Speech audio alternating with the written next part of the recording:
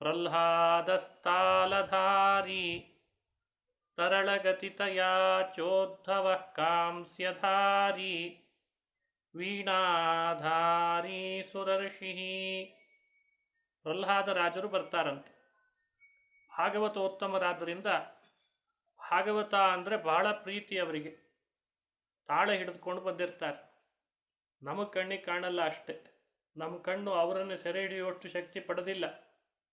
ಆದರೆ ಭಾಗವತ ನಡೆದಲ್ಲೆಲ್ಲ ಪ್ರಹ್ಲಾದರಾಜರು ಬಂದೇ ಬರ್ತಾರೆ, ತಾಳ ಹಿಡಿದುಕೊಂಡು ಬಂದಿರ್ತಾರೆ. ಪ್ರಹ್ಲಾದಸ್ತಾಳಧಾರಿ ತರಳಗತಿತಯಾ ಚೋದ್ಧವ ಕಾಂಸ್ಯಧಾರಿ. ಕಂಚಿನ ಒಂದು ವಾದ್ಯ, ಅದು ಬಹಳ ವಿಶೇಷ.